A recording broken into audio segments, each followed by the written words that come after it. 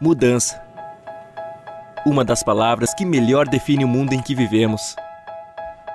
Já nós, seres humanos, podemos ser definidos pela palavra transformação. Não foram poucos os momentos em que a capacidade de se adequar a condições adversas permitiu à humanidade continuar sua existência no globo terrestre. No século XX, a sociedade passou a ter informação como nunca antes. Os avanços tecnológicos tiveram um papel fundamental, assim como as novas estruturas sociais. Esta configuração preparou o terreno para a chegada do século XXI, a era da sociedade do conhecimento. Mas, nas últimas décadas, o ritmo dessas mudanças começou a acelerar, surpreendendo muita gente.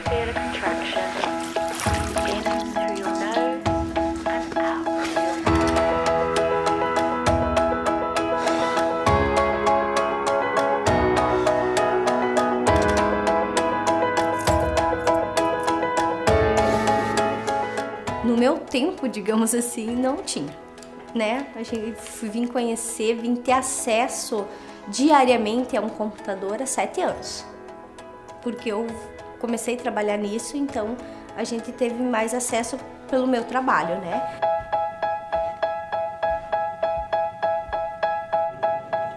Agora, aqui em casa é o Gabriel, o mais velho. É o que mais fica no computador, é o que mais usa, né? As meninas, a Emanuele, que é a do meio, né? Ela até usa para pesquisas e tal. A Laurinha já é joguinho, coisa assim.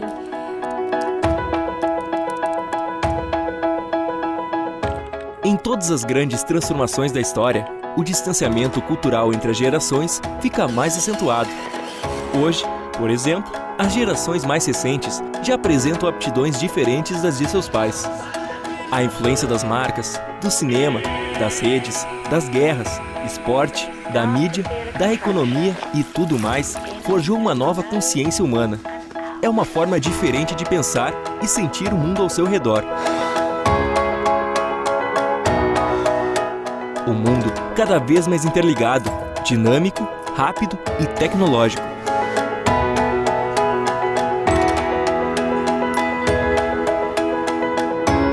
A escola como um lugar idealizado, essa escola convencional, acabou.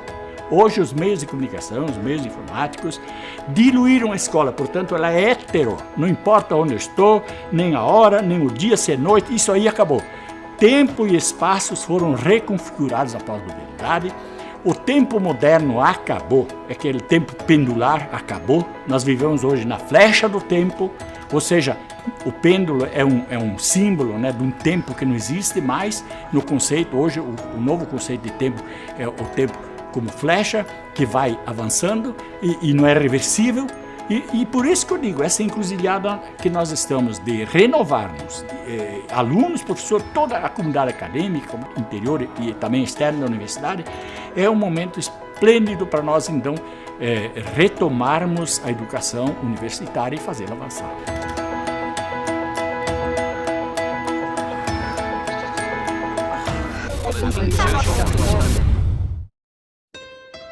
E no meio deste furacão de transformações, como fica a educação? Hoje, a situação do ensino no Brasil não é boa. Em uma comparação feita entre os 40 países que mais crescem economicamente no mundo, o nosso ficou em penúltimo lugar na qualidade da educação. Mas por que isso? Há conhecimento, que nem sempre é conhecimento. Muitas vezes a informação que nos produz expert em opinião, não necessariamente em conhecimento. E ali o papel tão importante da escola ainda. Mas esse estudante, ele vem com novas ânsias. Então nós precisamos recriar a escola e recriar o próprio professor. Porque não podemos mais ter uma postura de transmissão de conhecimentos historicamente repassados. O que era comum, por exemplo, na educação ou na universidade, que alguns autores, a exemplo do Santos Filho, ele fala na universidade pré-moderna, né, na qual sequer tínhamos a imprensa. Então imaginem a mudança que a gente vive. A pedido da revista brasileira Info, os professores e especialistas Luli Redferrer e Gil Giardelli criaram uma lista com as 10 tecnologias que irão revolucionar a maneira como aprendemos. Os consoles da nova geração estarão preparados para lidar com a lógica de rede. E, consequentemente, a educação tem um grande potencial nos jogos. Segundo os especialistas, o uso dos ambientes didáticos virtuais estimulam decisões rápidas, gerando uma cultura de eficiência. Empresas do mundo todo estão desenvolvendo produtos que permitem a captação de dados, como esta pulseira. Ela permite ao usuário monitorar suas atividades físicas, gerando uma base de dados para estudos da área da saúde. A educação pode tomar posse deste equipamento para exercícios relacionados à geopolítica e às engenharias, bem como em atividades científicas diversas.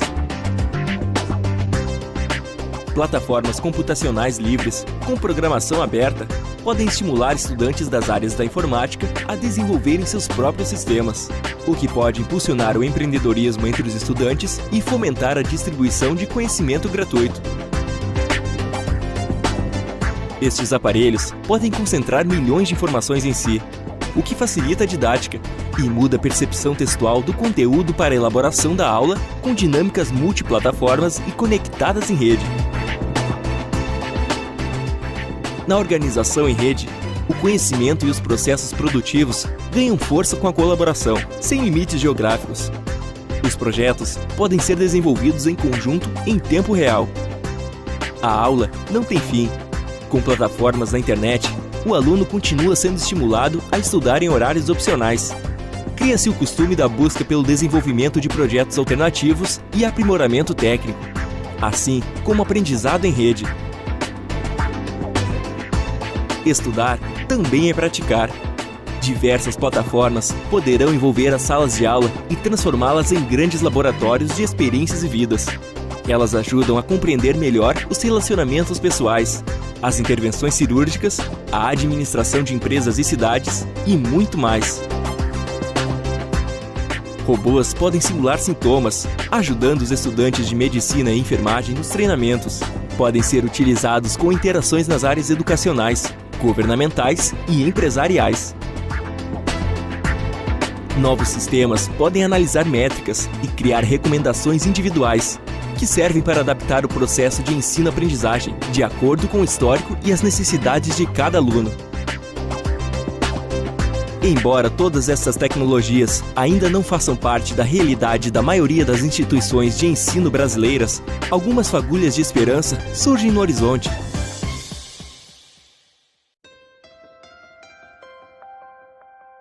Bom, quando eu comecei a estudar, a tecnologia principal era a máquina de escrever, a máquina da datilografia.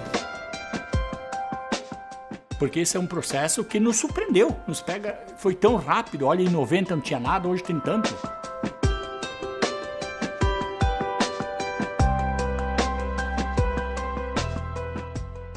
Em um mundo de rápidas mudanças e novos paradigmas, a necessidade de transformação nunca foi tão necessária, principalmente na área da educação.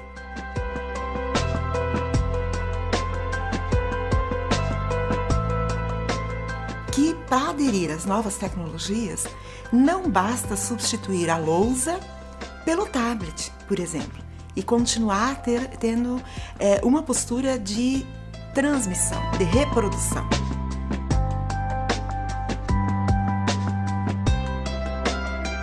Eu vejo que antigamente os professores, eles eram praticamente os únicos detentores de informação, então a tua principal fonte de conhecimento era no professor. E hoje isso mudou muito, porque a gente está vivendo um processo de revolução digital, de globalização, e os alunos também têm acesso a muitas informações, a muito conteúdo que a gente não tinha antigamente. Então acho que o processo educacional ele também caminha para essa trajetória, para o aluno também contribuir com esse conhecimento e também participar mais ativamente do processo educacional.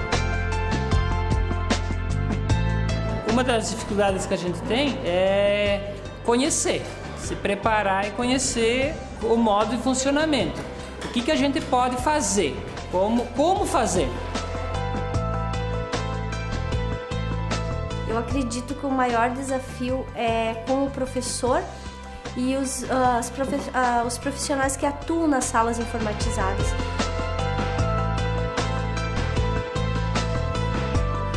A sala de aula, ela parou um pouco no tempo, né, de forma que as únicas tecnologias que entram são o canetão, o giz, o livro, né, a carteira, né? Mas ela não vai segurar por muito tempo tecnologias muito ricas que estão surgindo, que não vão parar de surgir e que vão entrar na sala de aula com força total, ampliando a sala de aula, né? Derrubando suas paredes e ampliando para o mundo todo aquilo que acontece ali dentro. Uma sala de aula geometricamente traçada, com carteira geometricamente organizada, com professores geometricamente postados, com alunos geométricos, isso aí não é coisa para gente. Eu prefiro a teoria da complexidade e até a teoria do caos. Nós somos seres auto-organizacionais, seres caóticos. E, portanto, que não correspondemos a essa preconizada ordem moderna em que nós estamos colocados.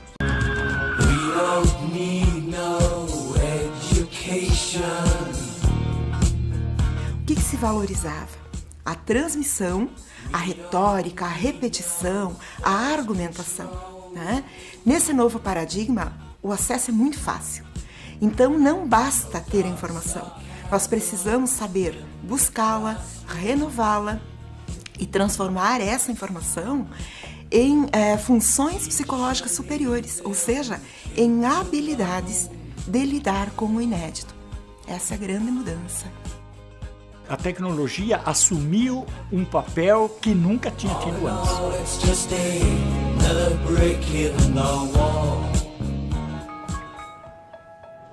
A experiência ela não se troca, ela é única, ela é vivida. Não é aquilo que acontece, é aquilo que me acontece, que me transforma, que me toca. Nesse sentido, a aula ela precisa propiciar isso, que o estudante produza experiências, que ele seja ativo na construção do próprio conhecimento.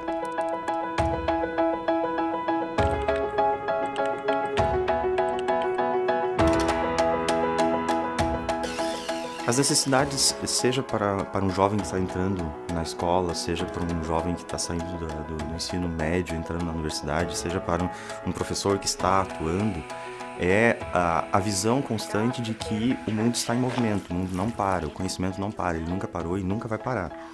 Então, antes de mais nada, se você aceitar de que as coisas não param de evoluir, de mudar e que as mudanças elas não vêm com um manual de instruções, né? Nenhuma tecnologia, nenhum instrumento vem com um manual de instruções dizendo essa é a forma correta, essa é a forma errônea de utilizar, né? Se cada um entender que o instrumento está aí e que o uso que ele vai fazer vai dar essa credibilidade ou não para a tecnologia, eu acho que é um grande passo. Uma pesquisa realizada pelo Núcleo de Ensino da Universidade de São Paulo mostrou que o uso de ferramentas tecnológicas educativas melhoram em 32% o rendimento dos estudantes em matemática e física, em comparação aos conteúdos trabalhados de forma expositiva em sala de aula. Foram utilizados recursos tecnológicos que permitem a interação com o conteúdo, como animações, simulações e jogos. Mesmo assim, a tecnologia continua sendo apenas um meio e não um fim. E às vezes a gente até, por não saber dominar, não conhecer, não ter preparação, às vezes a gente fica no tradicional, né? Iniciativas que aplicam o método da Flipped Classroom ou sala de aula invertida, como na Clintondale High School, localizada nos Estados Unidos, estão tendo uma melhora significativa no desempenho dos alunos nas disciplinas de matemática e inglês. A escola possui um site, onde estão diversos conteúdos, como vídeos e textos disponíveis em versões para web, iPad e iPod Mobile. Os alunos assistem a palestras em casa, seguindo o seu próprio ritmo de aprendizado, além de se comunicar com os professores e colegas, que também se encontram online. No dia seguinte, na sala de aula, os alunos discutem tudo o que viram na noite anterior.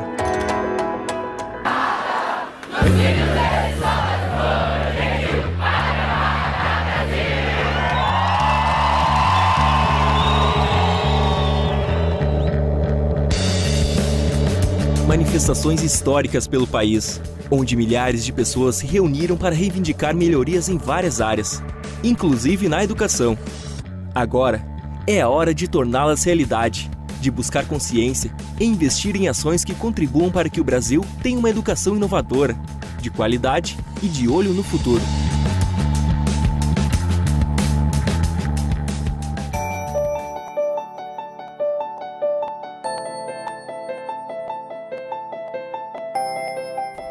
Então são mudanças que precisam vir ao nosso encontro, mas com certeza com esses valores da educação, que eles são, eu diria, tradicionais, também preservados, né? Não vamos jogar fora o bebê com a água do banho, como a gente diz, né?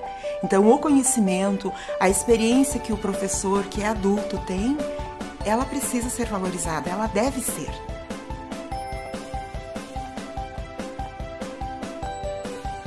O mundo precisa de pessoas que saibam se adaptar, que saibam perceber as mudanças e, principalmente, evoluir junto com elas.